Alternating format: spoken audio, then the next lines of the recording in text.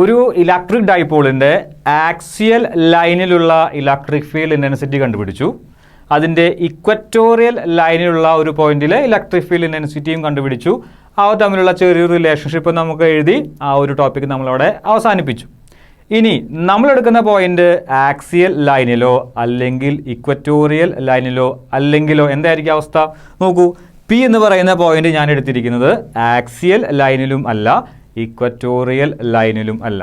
Equatorial ലൈനിലാകണമെങ്കിൽ നേരെ perpendicular line വരച്ച് അവിടെ നമ്മളൊരു പോയിന്റ് എടുക്കണമായിരുന്നു.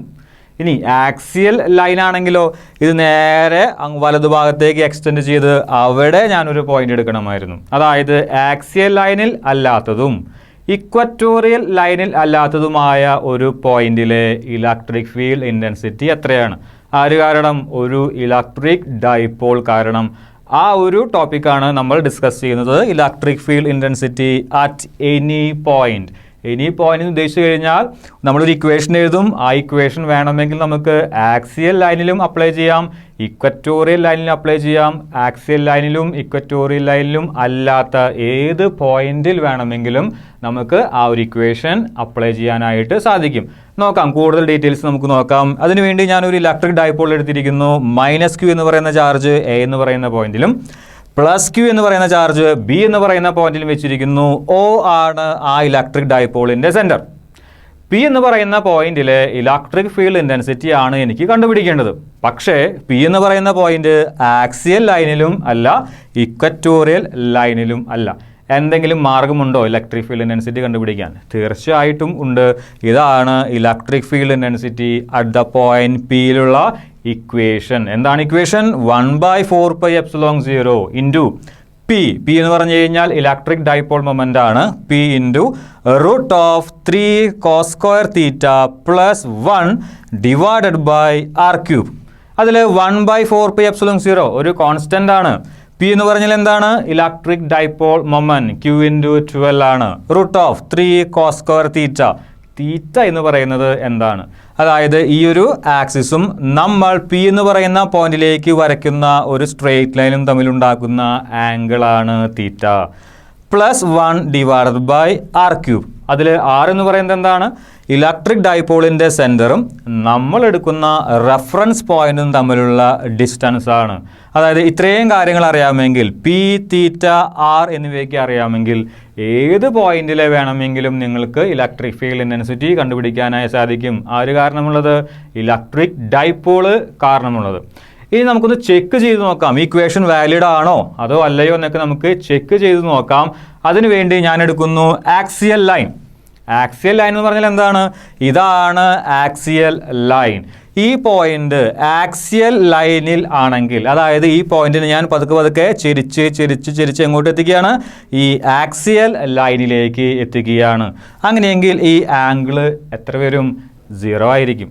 അതായത് ആക്സിയൽ ലൈനിലാണ് നമ്മൾ ഒരു പോയിന്റ് എടുക്കുന്നതെങ്കിൽ ഈ ആംഗിൾ എത്രയായിരിക്കും? 0 ആയിരിക്കും. അതായത് θ = 0. അങ്ങനെയെങ്കിൽ ഈ ഒരു ഇക്വേഷനിൽ നിങ്ങൾ എന്ത് കൊടുക്കണം? തീറ്റയ്ക്ക് എത്ര കൊടുക്കണം? 0 കൊടുക്കണം. എന്തായിരിക്കും തീറ്റയ്ക്ക് 0 കൊടുത്തു കഴിഞ്ഞാൽ ഉണ്ടാകുന്നത്? നോക്കാം. 1/4πε0 EP = 1/4πε0 P × √3 cos². തീറ്റ എന്ന് പറയുന്നത് എത്രയാണ്? ഈ ഒരു കേസിൽ 0 ആണ്. 0 cos 0 എന്ന് പറയുന്നത് 1 ആണ്. അതായത് cos²θയിലത്തെ തീറ്റയ്ക്ക് 0 കൊടുത്തു കഴിഞ്ഞാലും cos θ × cos θ, അതായത് cos 0 × cos 0. cos 0 1 ആണ്. 1 × 1 അതായത് 3 × 1 + 1, അതായത് റൂട്ടിൻ്റെ ഉള്ളിൽ എത്ര വരും? 4 വരും. അതായത് 3 + 1 4 വരും. √4 എത്രയാണ്? 2 ആണ്. Divided by r³.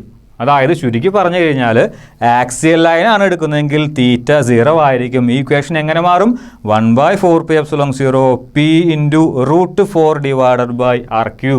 √4 എത്രയാണ്? 2 ആണ്. അതായത് 1/4πε0 2p ഡിവൈഡഡ് ബൈ r³. ഇത് തന്നെയാണ് നമ്മൾ നേരത്തെ പഠിച്ച ഇക്വേഷൻ.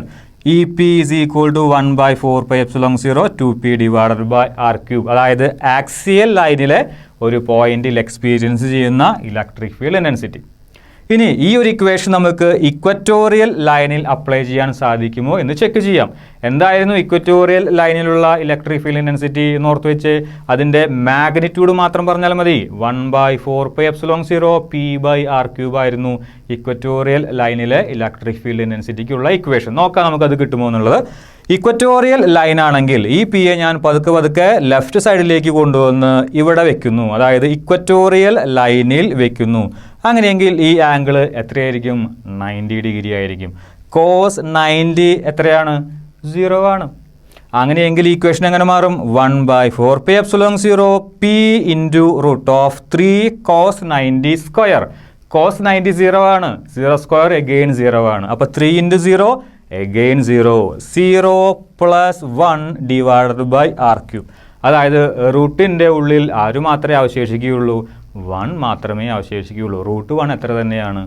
1 തന്നെയാണ്. അങ്ങനെയാണ് ഇക്വേഷൻ എങ്ങനെ മാറും? 1/4πε0 P × √1. അതായത് 1 തന്നെ. P/r³. അത് തന്നെയാണോ ഈ ഇക്വറ്റോറിയലത്തെ ഇക്വേഷൻ? അത് തന്നെയാണ്.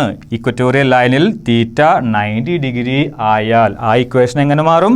ഈ P = 1/4πε0 P/r³. അതായത് ഈ ഒരു ഇക്വേഷൻ വെച്ചിട്ട് നിങ്ങൾക്ക് ഏത് പോയിന്റിലെയും ഇലക്ട്രിക് ഫീൽഡ് ഇൻറ്റൻസിറ്റി കണ്ടുപിടിക്കാനായി സാധിക്കും. അത് ആക്സിയൽ ലൈനിലെ മാത്രമല്ല, ഇക്വറ്റോറിയൽ ലൈനിലെ മാത്രമല്ല, ഏത് പോയിന്റ് എടുത്തു കഴിഞ്ഞാലും ഈ ഒരു ഇക്വേഷൻ ആ പോയിന്റിൽ വാലിഡ് ആണ്.